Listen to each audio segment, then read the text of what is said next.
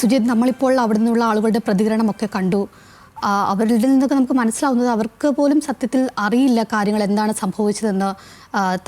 തങ്ങളുടെ ഉറ്റവർ ജീവനോടെ ഉണ്ടോ എന്ന് പോലും അറിയാത്തൊരു സാഹചര്യമാണുള്ളത്. എങ്ങനെയാണ് നമ്മൾ ഇതിനെ കാണേണ്ടത്? അങ്ങനെ തന്നെയാണ് അഞ്ജലി. ആ വന്ന ആളുകൾക്കൊന്നും, ആ കരയുന്ന സ്ത്രീകൾക്കൊന്നും എന്ത് കഷ്ടമാണല്ലേ. ദൃശ്യങ്ങൾ കണ്ടുകൊണ്ടിരിക്കുമ്പോൾ നമ്മുടെയൊക്കെ നെഞ്ചു പൊട്ടുകയാണ്. അവരെല്ലാം പറയുന്നത് യാരെ ഇരന്നിട്ടെന്ന് തെരിയല്ലേ എന്നൊക്കെ പറഞ്ഞ്, ആ ഇരന്നിട്ടെന്ന് വെച്ചാൽ മരിച്ചത് അത് ആരാണെന്ന് അറിയില്ല, ആരുടെയും മുഖം കണ്ടില്ല, ആരുടെയും മൂഞ്ചിപ്പാക്കല എന്നൊക്കെയാണ് അവർ പറയുന്നത്.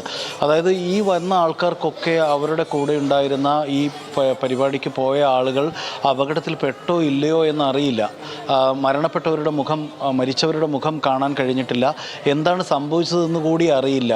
ഉറ്റവരും ആയിട്ടുള്ള മനുഷ്യരൊക്കെ അല്ലെങ്കിൽ കുടുംബാംഗങ്ങൾ ഈ പരിപാടിക്ക് പോയവരൊക്കെ ജീവിച്ചിരിപ്പുണ്ടോ ഇല്ലയോ എന്നറിയാത്ത ആ ഒരു വലിയ അനിശ്ചിതാവസ്ഥയിൽ ആ ആശുപത്രിക്ക് മുമ്പിൽ ഇങ്ങനെ കൂട്ടവിലാപം, ദീന വിലാപങ്ങൾ ഇങ്ങനെ നടന്നുകൊണ്ടിരിക്കുകയാണ്.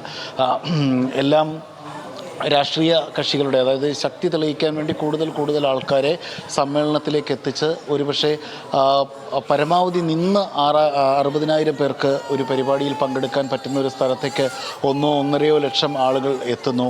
അതിനുള്ള കൃത്യമായ സംവിധാനങ്ങൾ ഏർപ്പെടുത്താതെ വരുന്നു. കുടിവെള്ളം പോലും ഇല്ലാത്ത സ്ഥലത്ത് കൈക്കുഞ്ഞുങ്ങളുമായി പോലും ഈ വിജയ് എന്നുള്ള ഈ ഒരു താരത്തെ കൂടി, അദ്ദേഹം താരം കൂടിയാണല്ലോ, കാണാൻ വേണ്ടി ആളുകൾ എത്തിക്കൊണ്ടിരിക്കുന്നു. ഏറ്റവും ഒടുവിലെ കണക്കനുസരിച്ച് ഔദ്യോഗിക സ്ഥിരീകരണം വന്നിരിക്കുന്നത് 36 പേർ മരിച്ചു എന്നാണ്. 50-ലധികം പേർ വലിയ പരിക്കുകളോടെ തന്നെ ICUവിൽ ചികിത്സയിലുണ്ട്. അതിൽ 12 പേരോളം, അത്രയും പേരുടെ നില വലിയ ഗുരുതരമാണെന്നാണ് അറിയുന്നത്. അതിൽ 1-2 കുട്ടികളുണ്ടെന്ന് അറിയുന്നു.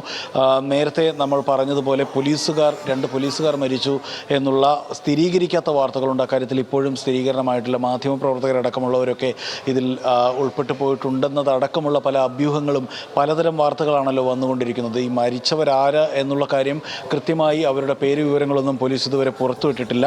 4 സമീപ ജില്ലകളിലെ 4 കളക്ടർമാരെ ഇപ്പോൾ ഏകോപന ചുമതലയ്ക്ക് വേണ്ടി മുഖ്യമന്ത്രി നേരിട്ട് ഇവിടേക്ക് വിളിച്ച് വരുത്തിയിട്ടുണ്ട്. ഒപ്പം മന്ത്രിമാരുടെ, തമിഴ്നാട് മന്ത്രിസഭയിലെ മന്ത്രിമാരുടെ വലിയൊരു കൂട്ടം തന്നെ, അൻബിൽ മഹേഷ് വിദ്യാഭ്യാസ മന്ത്രി അടക്കം, സുബ്രഹ്മണ്യം അവരുടെ ആരോഗ്യമന്ത്രി, അതേപോലെ അൻബിൽ മഹേഷ്, അതേപോലെ സെന്തിൽ ബാലാജി, ധാരാളം മന്ത്രിമാർ അവിടെയുണ്ട്. സ്റ്റാലിൻ അവിടേക്ക് പുറപ്പെട്ടു.